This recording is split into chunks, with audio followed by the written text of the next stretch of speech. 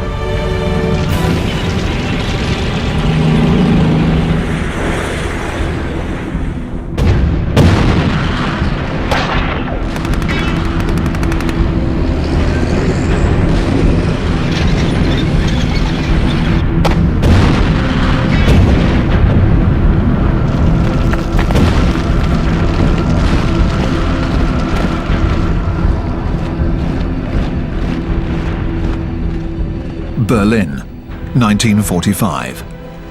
Europe has been freed from the Nazi reign of terror. The Red Army is waging its final battles.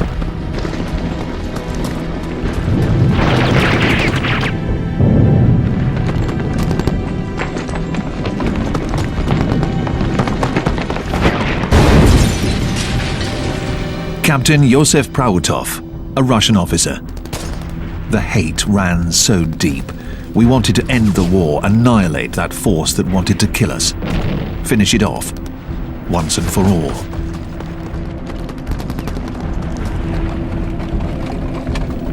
Hitler's days are numbered.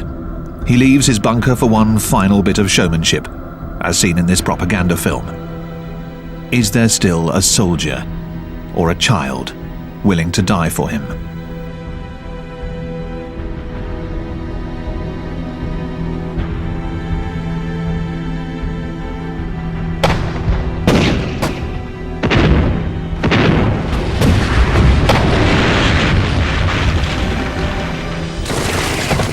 The war left some 50 million dead, most of them innocent civilians. For the women of Germany, the ordeal would continue even after the cannons had gone silent. The book A Woman in Berlin is a deeply disturbing account of the Russians' rape of German women in 1945.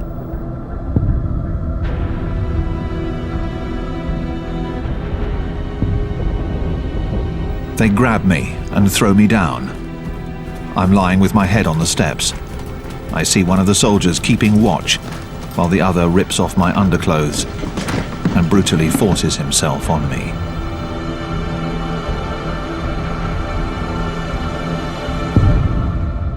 But then we'd say, better to have a Russian on your belly than an American over your head. This German woman was referring to the Allied bombers that pounded her city into ruins.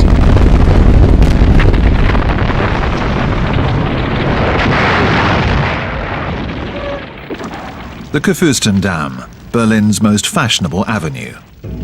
13 years earlier, the showcase of Germany, a nation still plagued by crises. A monument commemorating the millions of victims of the First World War.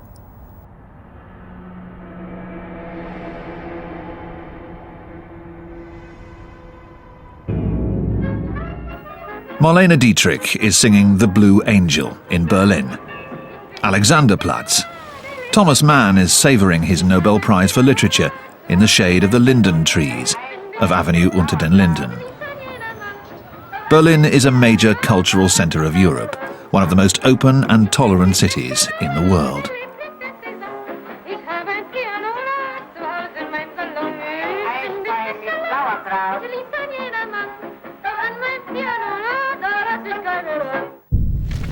Then in 1933, all that changes.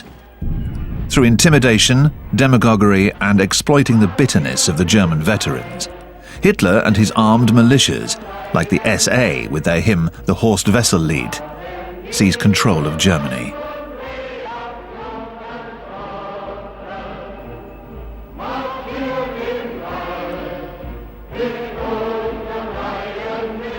The Nazis take advantage of the fact that the German left is splintered And it even seems like Hitler, with his raised fist, revolutionary salute, wants to get on their good side. German communists take their orders from Moscow, which views the Social Democrats as the true enemy. No alliance is possible between them. So for the last time, German communists sing the Internationale.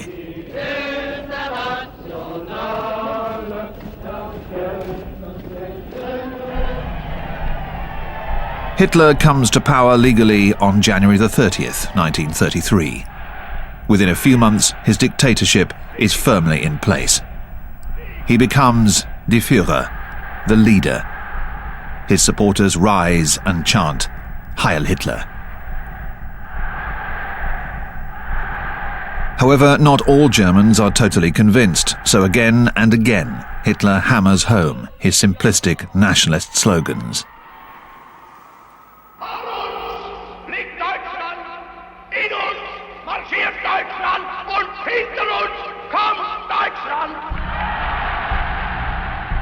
And he eventually wins more and more people over, for he has a remarkable power of persuasion over the masses. But what does Hitler want? In his book Mein Kampf, My Struggle, he clearly states what he calls his missions. Being one of the embittered veterans of the First World War, his first mission will be to destroy France, to wipe out the humiliation of the Versailles Treaty of 1919 that stripped Germany of its army and part of its territory.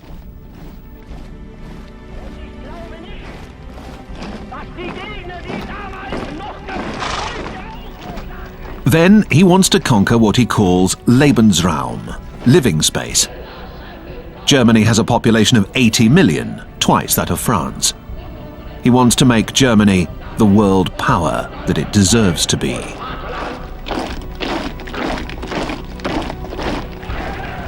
A pathological anti-Semite, Hitler has also taken on the mission of asserting the superiority of the Germanic Aryan race, menaced by the Jews.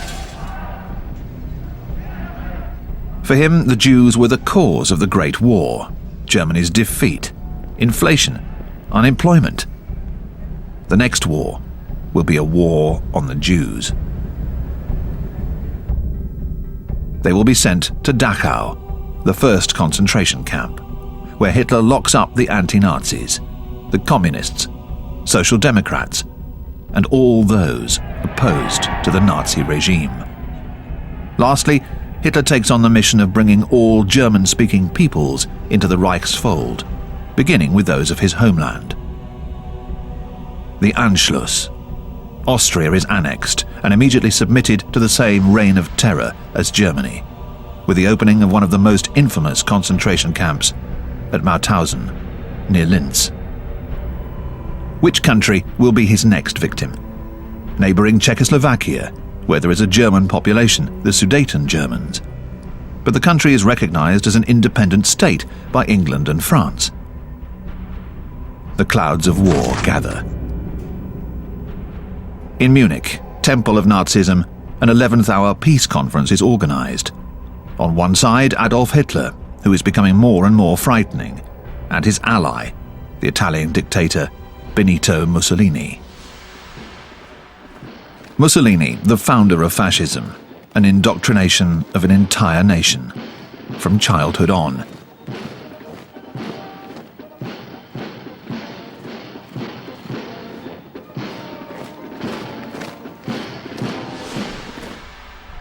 On the other side, the Western democracies, victorious but exhausted from the Great War, Neville Chamberlain, the conservative British Prime Minister, and the radical socialist French Premier, Édouard Daladier, want to save the peace.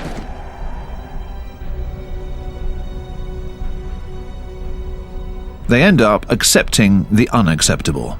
They give up the Czech province of Sudetenland to Hitler in exchange for his solemn promise to make no more claims on another European territory. But what is Hitler's promise worth? Just 6 months later, he invades the rest of Czechoslovakia and enters Prague, accompanied by Marshal Hermann Göring. Göring, a former First World War fighter pilot, one of the founders of the Nazi Party, is now the air minister, and an ogre trying to charm the Czech children. Hitler no longer needs the excuse of reuniting German-speaking people. The powerful Czech industry will be working for him. Why shouldn't he take advantage of it? The Allies let him get away with it. The USSR is the last major neighbouring power left to counter Hitler. It has signed a mutual assistance treaty with France. The Union of Soviet Socialist Republics is the official name of Communist Russia and its satellite republics. Manipulation of the masses in Red Square masks the iron-fisted dictatorship of Stalin, who has also thrown millions of poor wretches into his labour camps, the Gulag.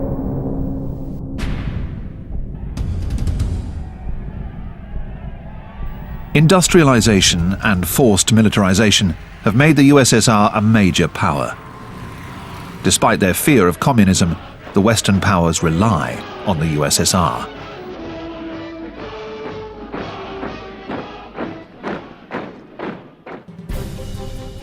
Hitler is going to beat them to the punch. In the summer of 1939, in his Berchtesgaden chalet, with his Minister of Foreign Affairs Joachim von Ribbentrop, he prepares a blocking maneuver. Hitler, who swore to destroy communism, sends von Ribbentrop, the Nazi, to Moscow to sign a history-making treaty with his worst enemy.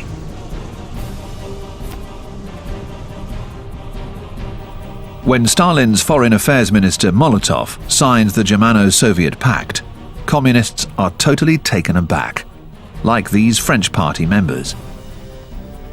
It's August 1939, and people in France are enjoying their first paid holidays, one of the major victories of the Socialist Popular Front. What are the reasons behind this non-aggression pact? The Soviets answer that Stalin is playing for time, letting Hitler and the Western powers kill each other off. Perhaps Stalin, who intends to grab the Baltic countries and part of Poland, even has the illusion that he could share Europe with Hitler on a permanent basis. In 1936, the US Congress had passed the Neutrality Act to avoid being dragged into a European war once again. So, with nothing to fear either from the United States or from Russia, Hitler decides to wipe out what he calls the worst monstrosity of the Versailles Treaty, the Danzig Corridor. In 1919, German territory was cut in two in order to give Poland access to the sea. Hitler decides to launch his invasion of Poland and recover Danzig on the 1st of September 1939 at 5:35 a.m.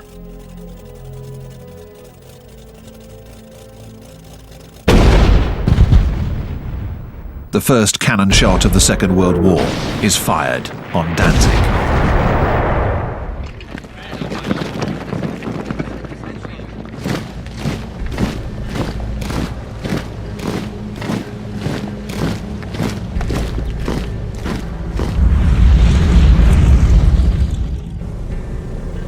Hitler is convinced that the French and the British will not take action. Yet the two governments meet immediately and send him an ultimatum demanding that he halt all military action against Poland. Hitler declares, "Our enemies are little worms," and he adds, "Who wants to get bogged down in a world war for Danzig?" September the 3rd, 1939. At 11 a.m., the ambassador of Great Britain in Berlin delivers a declaration of war. At 5 p.m., France declares war on Germany. Hitler can hardly believe it. German generals find themselves facing their worst-case scenario, war on two fronts. But the die is cast. Hitler unleashes the Wehrmacht, the armed forces of Nazi Germany, onto Poland.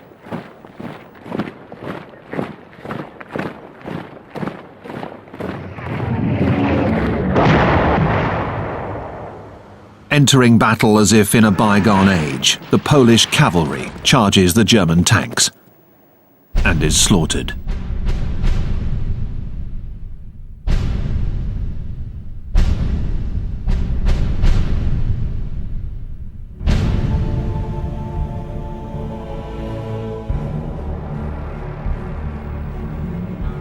Paris, the Gare de l'Est train station. Many of these men had shipped out from these same platforms 25 years ago, in a totally different atmosphere. In August 1914, they marched off to war in high spirits, with flowers in their rifles.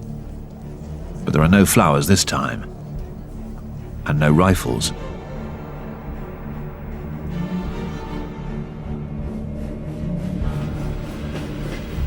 Nobody wants to fight this war. 4 million men are mobilized. Many of them are farmers. France is still a largely rural country. They head for the German border on foot, with their officers following on horseback. Armies still rely heavily on horses, and these are requisitioned throughout the country. Motorization has not kept up. Gaston Sirek, a driver of one of these outdated trucks with solid rubber tires, recalls, "There was such a shortage of equipment. We had one rifle for 2 per truck. We had one box of 10 bullets, which we weren't allowed to open. It was pathetic. If we'd had what we needed, we'd have fought, because we're no great friend of the Boche."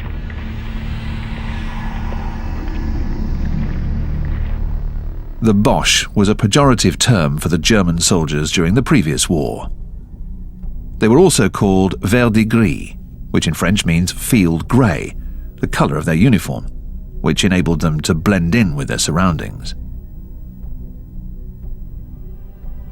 But just who are these soldiers? Let's take, for example, one of these young Germans, marching as he sings, "Our flag is waving before us. Our flag is a new age. Our flag is stronger than death."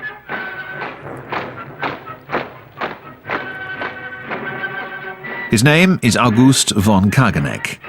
He writes, "I thought that a military career was the right choice. My parents thought so as well. My father would tell me, 'At least there you can still open your mouth and say what you like, and you don't have to do that Nazi salute.'" In September 1939, August von Kageneck is still training to become a tank commander. He writes, "My father, who was a general, was telling me, 'The French have 40 divisions on the border. We have 15. All the rest are in Poland. 500,000 men against 200,000. They outnumber us 2 to 1.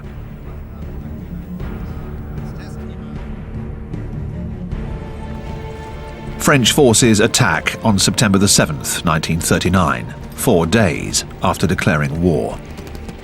This offensive, launched to show public opinion that Poland has not been abandoned, advances 8 kilometers into the Saar region.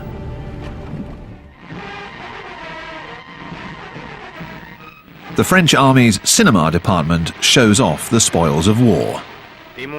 Bicycles. Qui récupérèrent si plaisamment les vélos abandonnés dans les villages allemands.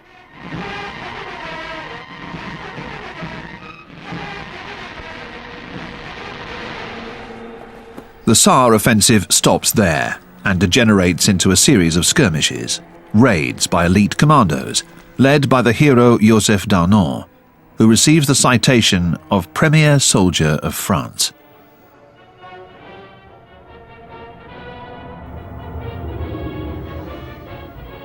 Later, he will become one of the most rabid collaborators with the Germans, and eventually he'll be executed after the war. The French army, in spite of its heroes and its superiority in numbers, takes no further action. General Maurice Gamelin, 67 years old, is Commander-in-Chief of the Allied Franco-British Land Forces. For the French outnumber the British, who also think that this war isn't for real and that it'll all be settled soon.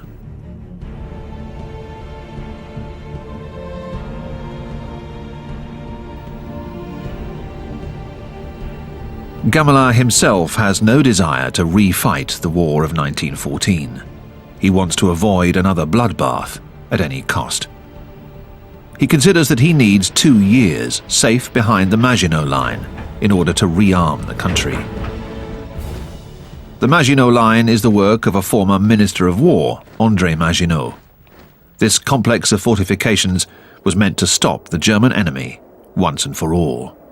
It took nearly 10 years to construct and swallowed up 1.5 million cubic meters of concrete and 150,000 tons of steel. All these gun turrets are linked together by a labyrinth of tunnels, 100 kilometers of them. The line itself stretched for 720 kilometers, from the Swiss to the Belgian borders. The Maginot Line ends at the foot of the Ardennes forest. The French military command thought that German tanks could never cross this extremely rough terrain. The French didn't extend the line all the way to the sea because Belgium, before declaring its neutrality, was an ally of France and opposed it. This northern part of the front is manned by a French army and the British Expeditionary Forces, later reinforced by Canadians and troops from the far-flung British Empire.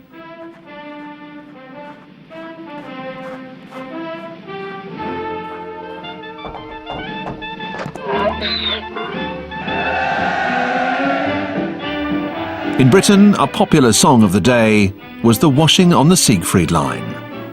We're gonna hang out the washing on the Siegfried Line. Have you any dirty washing, mother dear? We're gonna hang out the washing on the Siegfried Line, 'cause the washing day is here. The Siegfried Line is the string of fortifications constructed by Hitler facing the Maginot Line. The Germans don't attack. They're still trying to avoid a second front. The French nevertheless take some precautions. They evacuate the population of Alsace and Lorraine to the regions of Périgord and Charente in the southwest. Strasbourg, a ghost town. Abandoned by its population, emptied of its soul, especially that of the synagogues.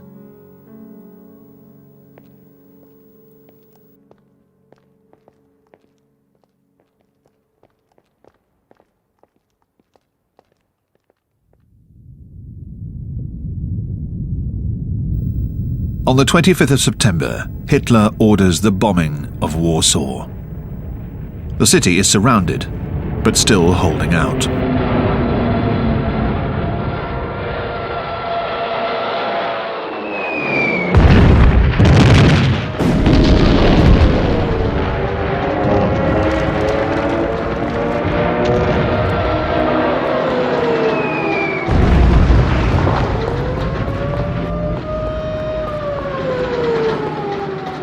The Führer wants to strike terror into the hearts and minds not only of the Poles, but of the French and British as well.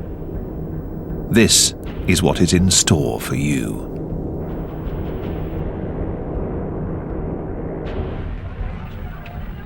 The world is horrified.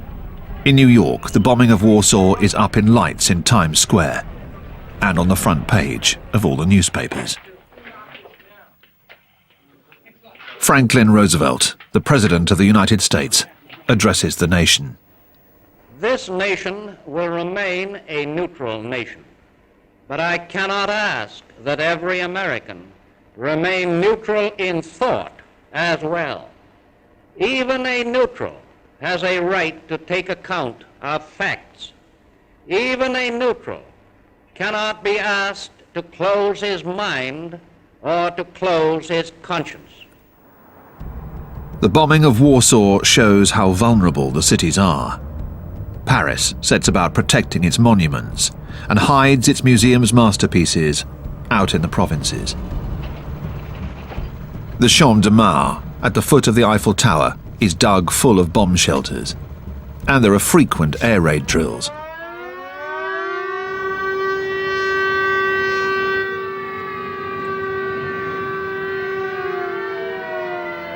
gas masks are compulsory.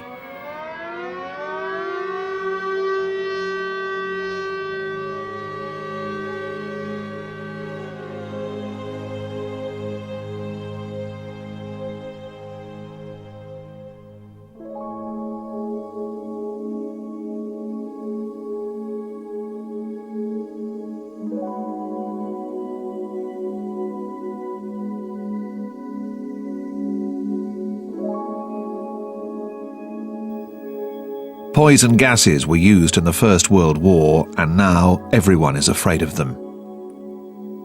Even the horses.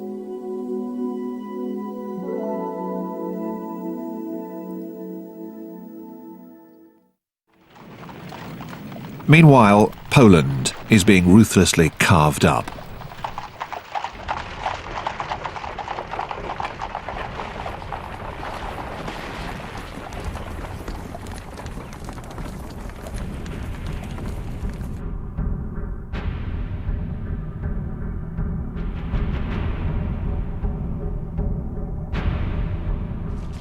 As previously agreed with Hitler, the Soviets have invaded the eastern half of Poland. Here, German and Soviet soldiers are fraternizing, an incongruous sight to say the least. The Nazis hand out flyers that read, "The German army salutes the Red Army of workers and farmers, which it has always held in the highest respect." The Polish army surrenders to the Germans, and in the east to the Soviets.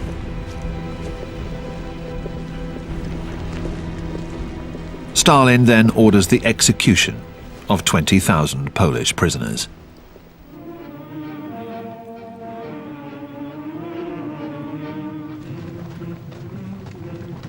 He wants to eliminate the elite of this country he intends to annex.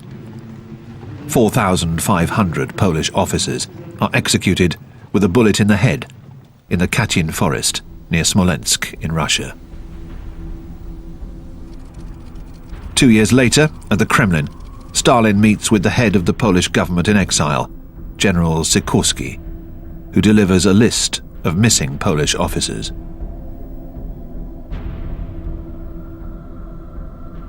The Soviets deny any wrongdoing.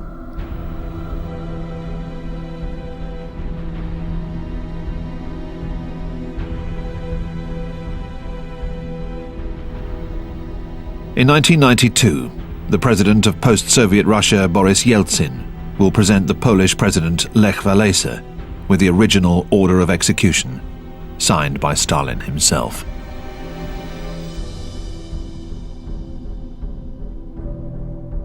Stalin, by occupying half of Poland, is in fact playing into the hands of Hitler, who needs a common border with the USSR to facilitate his plans to invade Russia. Hitler and Himmler, the head of the SS, will now take care of Poland by naming the Nazi Hans Frank Governor-General of the occupied Polish provinces, who proclaims, "I have the power of life and death over the Polish people." After the war, he will be tried at Nuremberg and hanged for crimes against humanity.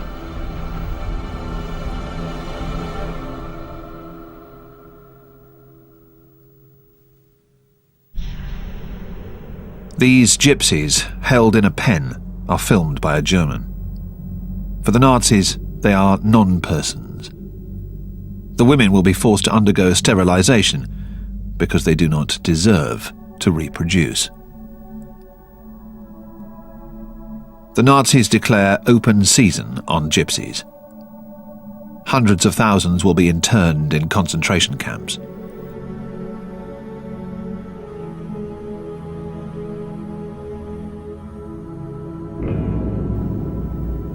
The ordeal of the Jewish people begins. The Nazis now have 3 million Polish Jews at their mercy.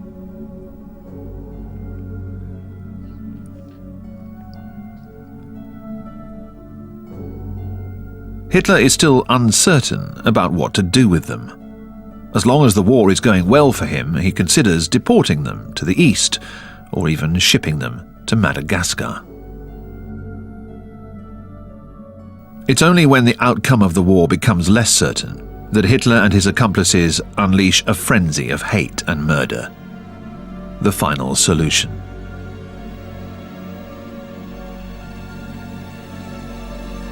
For the time being, the Jews have to be identified, marked with a yellow star, and herded into ghettos, some of which are completely walled off. From the diary of one of these unfortunate souls. It's heartrending to see the shameful scenes of violence that take place before our eyes. Women and the elderly beaten right out in the streets by petty thugs. Tears come to my eyes. All our powerlessness, all our isolation is there to see right in the open where not a single person takes our defense. We are so weak.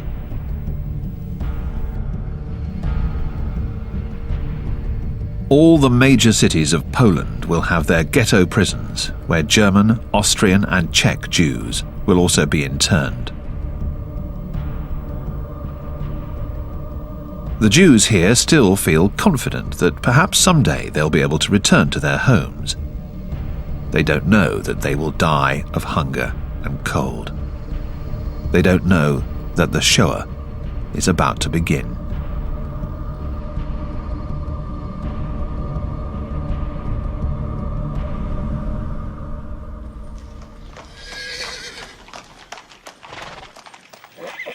Warsaw is in ruins. Hitler comes to be filmed by a propaganda crew, seen here travelling in a car in the background.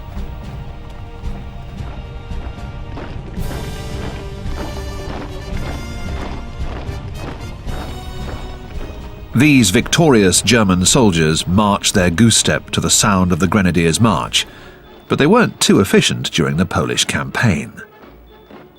Poor preparation, a lack of fighting spirit and even cases of indiscipline are the points that the Commander-in-Chief, General von Brauchitsch, dares report to the Führer.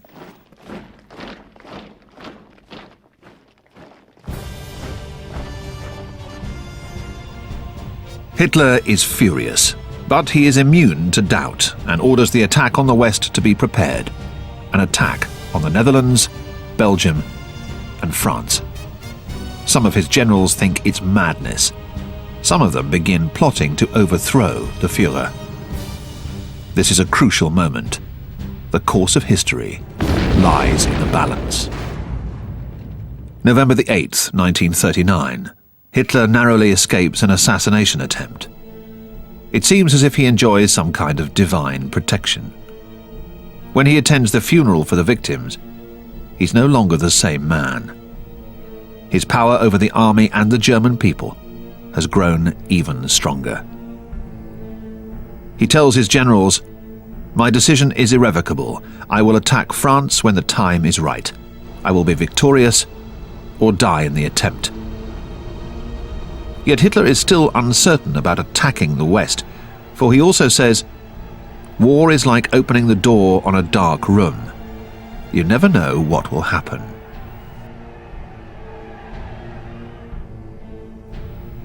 Eventually, he postpones the order to attack and goes back to his chalet in the Alps to join his mistress, Eva Braun.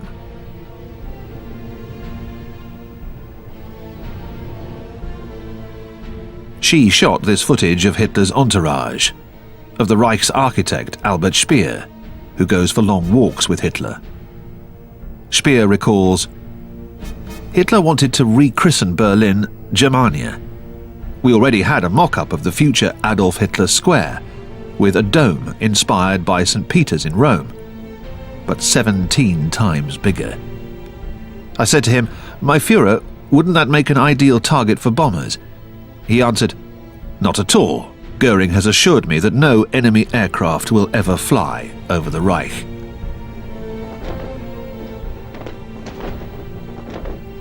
From his barracks, the future German officer August von Kageneck writes to his mother, "We are all eager to fight. We're ready for battle." His mother answers, "This war is a crime, and we are going to have to pay for it."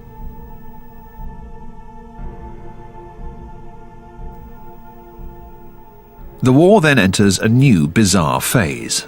The Germans call it the Sitzkrieg, the sitting war. The British call it the phony war. And for the French, it's the drôle de guerre, the funny war.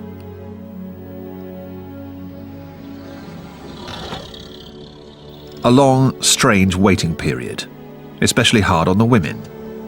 For them, there's not only the anguish of war, but also the survival of their families to worry about.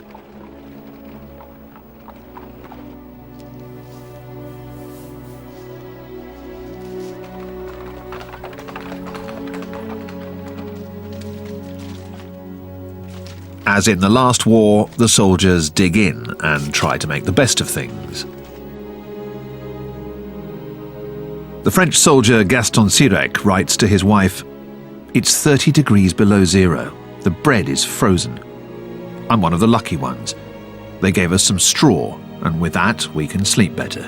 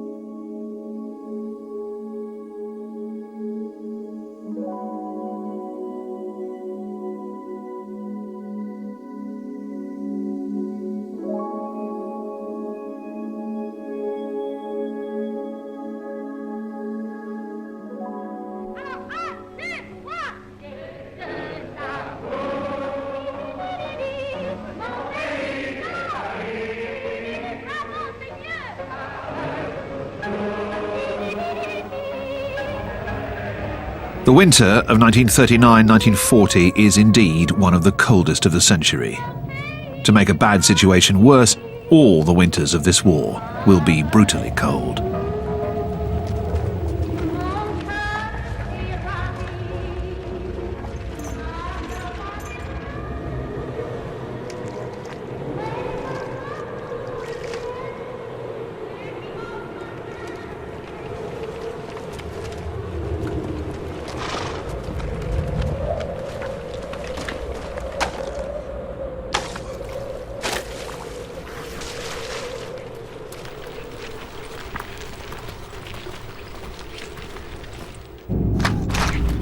The Commander-in-Chief, General Gamelin, is expecting the Germans to attack through Belgium and move towards Paris across this open plain, like in 1914. Gamelin plans to make his stand against the Germans on Belgian soil. In France, Colonel de Gaulle, a tank officer who's beginning to make a name for himself, criticizes this strategy. He calls it the Maginot Line mentality, which consists in waiting for the other side to make a move. In his book Towards a Professional Army, he argues in favor of taking the offensive, making massive use of tanks. France is producing 300 tanks a month, but they're being dispersed in all the sections to back up the infantry.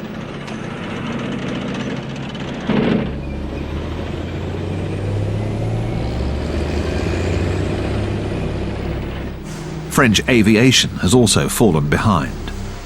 France ordered 4,000 planes from the United States, in spite of the ever-growing isolationist trend championed by Charles Lindbergh, the hero who made the first transatlantic solo flight and now a leading proponent of the America First movement. If you believe in an independent destiny for America, if you believe that this country should not enter the war in Europe, we ask you to join the America First Committee in its stand. It's the isolationist voice of America and of public personalities like Henry Ford, the anti-Semitic carmaker.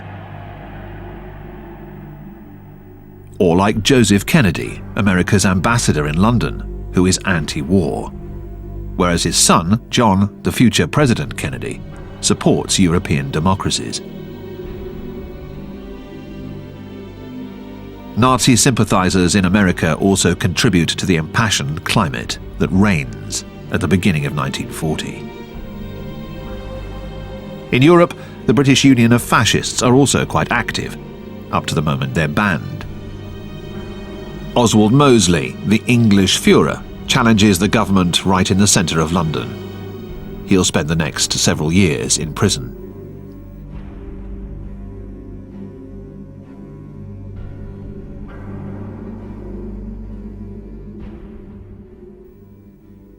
Mosley's speeches urge people to get out on the streets and stop the war. But Winston Churchill has taken the reins of the British government. Here we see him with the French General Gamelin and Admiral Darlan, who were on an official visit to London.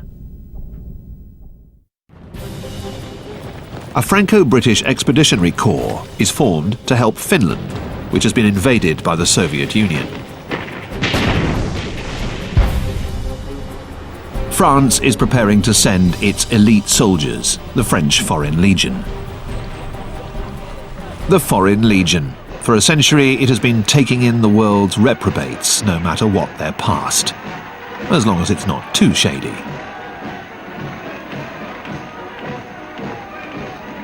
Their headquarters in Sidi Bel Abbes in Algeria now signs up a good number of Spanish Republicans, having fled from their country after Franco's fascist victory.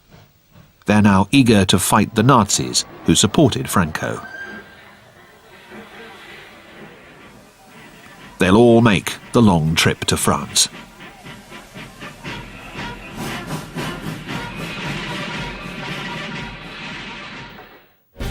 The legionnaires embark at Brest, along with the well-equipped Chasseurs Alpins, a mountain corps trained for action in the snow.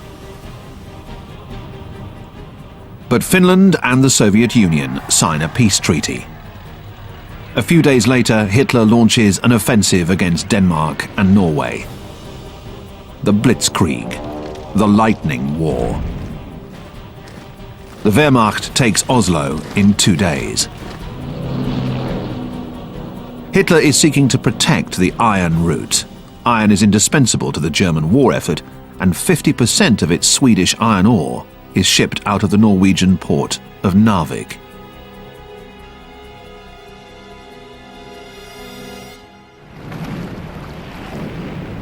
The Franco-British Expeditionary Corps lands in the fjord of Narvik. After a month of fighting, the Allies take Narvik.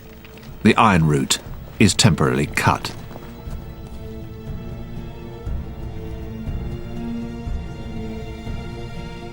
This victory is good for French morale and adds credence to their motto, "We will win because we are the strongest." But the Expeditionary Corps will have to abandon Narvik, and for the rest of the war, trainload after trainload of Swedish iron ore will feed the German war machine. The French are brought back home, for the Germans have just launched their offensive in the west. The 9th of May 1940, Hitler left Berlin on his private train, codenamed America, heading west towards new headquarters near the French border.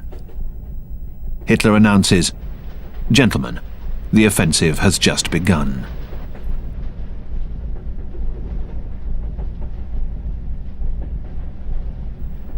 His generals had submitted him their battle plan during the winter.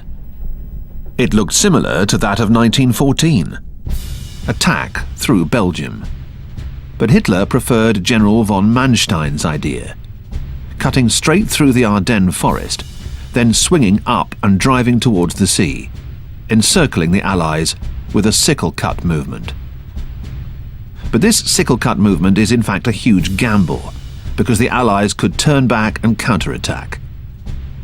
However, Hitler is confident. He notes, "The main thing is to have good weather."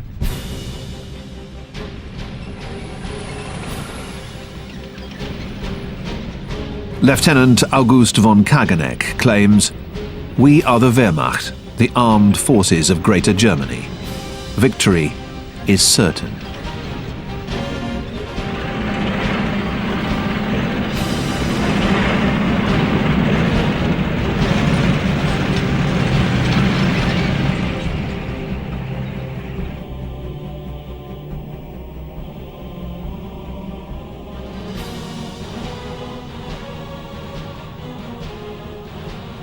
For the German soldiers, their homeland is in danger.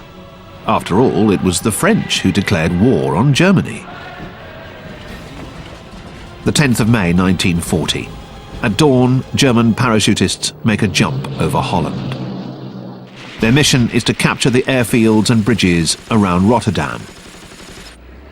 At the same time, Hitler unleashes his war machine on Belgium.